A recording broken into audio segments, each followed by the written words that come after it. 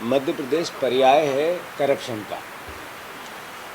अगर आप सर्च करो कि सबसे करप्ट 3 राज्य कौन से हैं, भ्रष्ट 3 राज्य कौन से हैं, तो मध्य प्रदेश उन 3 राज्यों में गूगल पे आएगा। अभी मैं सारे पत्रकार बंधुओं से आग्रह करता हूँ, एक बार गूगल सर्च कर लो कि सबसे भ्रष्ट राज्य कौन सा है, तो मध्य प्रदेश 3 राज्यों में आएगा। गूगल चिल्लाने लगा। मैं पहले भी कह चुका था ये बात कि मध्य प्रदेश का चेहरा कलंकित भारतीय जनता पार्टी ने कर दिया। वो चाहे व्यापम का कांड पुराने समय पे हुआ हो या अलग अलग समय पे अलग अलग करप्शन की नई जो विधाएं निकाली भारतीय जनता पार्टी ने, वो चाहे नरसिंह की हो, चाहे हमारे ये भी सौरभ शर्मा वाला केस हो, चाहे इससे पहले जितनी भी भर्तियां, नियुक्तियां, परीक्षाएं इसके मामले हो, चाहे कर्ज से लेकर जो राजनीतिक रूप से कैसे लूट होती है पैसे की, आर्थिक राशि की, उसकी बात हो, या चारित्रिक रूप से पूरे मध्य प्रदेश के सभी भारतीय जनता पार्टी का जो अमर्यादित चेहरा बना है राजनीतिक रूप से, ये मध्य प्रदेश को कलंकित करता है।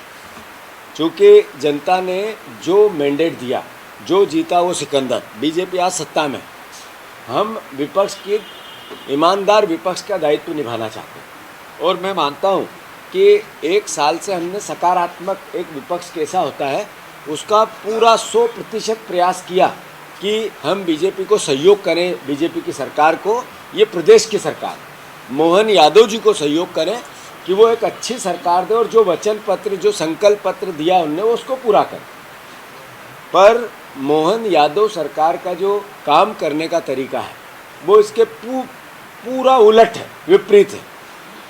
मैं करप्शन के अगेंस्ट लड़ाई लड़नी है तो 300 से ऊपर अधिकारी लोकायुक्त की जिन पे जांच चल रही है, उनको सरकार ने अनुमति नहीं दी आज तक कि उन पर किसी भी प्रकार का मुकदमा चले। जो आवाज़ उठाते हैं इस बात की, विपक्ष की भूमिका निभाते हैं, सरकार को संज्ञान में लाते हैं कि इस सरकार में ये कमी है और ये दूर होगी तो प्रदेश का भला होगा। कांग्रेस पार्टी की तरफ से हेमंत कटारे जी उसका एक जीवंत उदाहरण है, जो लगातार सरकार की खामियां, उसके करप्शन, उसके नेताओं का व्यवहार, उसके नेताओं का आर्थिक चरित्र जनता के बीच में लाते रहे।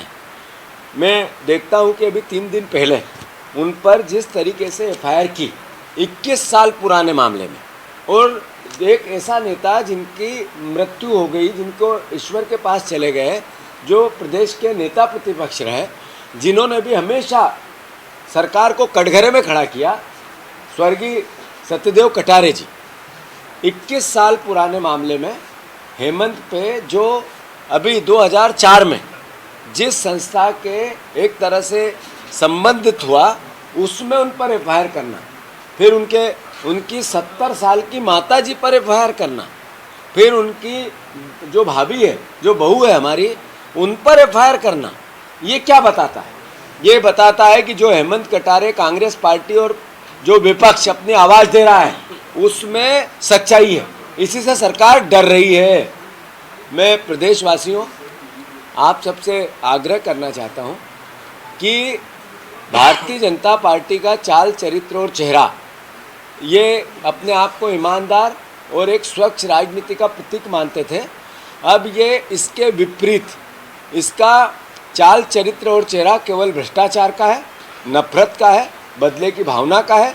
और जिस तरीके से ये विपक्ष के नेताओं को बिना काम से सरकारी, जो राहुल गांधी जी कहते हैं कि पंगु बन गई है स्वायत्त संस्थाएं, सरकारी संस्थाएं जो लोकतंत्र को मजबूत करते हैं, उसमें ही ये ईओडब्ल्यू का केस, मेरा सवाल है मोहन यादव जी से कि हेमंत कटारे जी पे आपने जो एफआईआर की, क्या ऐसा एक ही केस है पूरे प्रदेश में?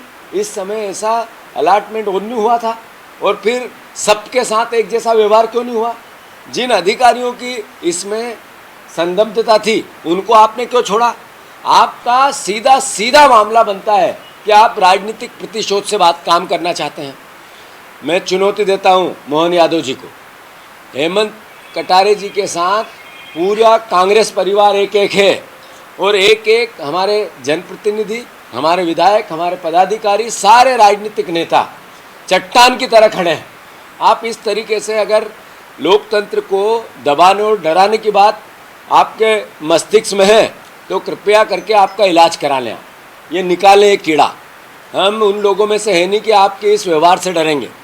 और जहाँ तक प्रश्न है इस पूरे प्रकरण का टेक्निकल, ये सिविल का मामला है, आपने नहीं, ये अपने सिविल का मामला है, तो आपने इसको इस तरीके से क्राइम प्रेजेंट करके क्या कहना चाहते हैं?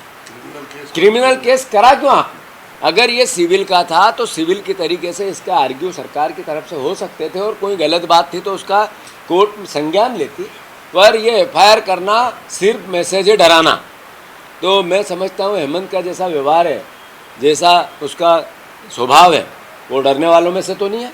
अरे सच तो ये था कि प्रेस कॉन्फ्रेंस लेके उन्होंने कुछ साक्ष्य दिए और भूपेंद्र सिंह ने कहा मैं राजनीति छोड़ दूंगा, उस दिन से चुप हो गए। आज वो राजनीति कहाँ है, छोड़ी कहाँ है, इस्तीफा कहाँ है? आपके नेताओं का चाल चरित्र चेहरा हो कैसा गया है? करप्शन इतना कि सौरभ शर्मा के केस में पूरा लोकायुक्त और पूरी भारतीय जनता पार्टी की सरकार सिर्फ इसमें लगी है कि रफा दफा कैसे हो जाए, जो बड़े मगरमच्छ है उनको छोड़े कैसे, जो वह लाल डायरी है जिसमें सबके नाम है वो सार्वजनिक कैसे नहीं हो।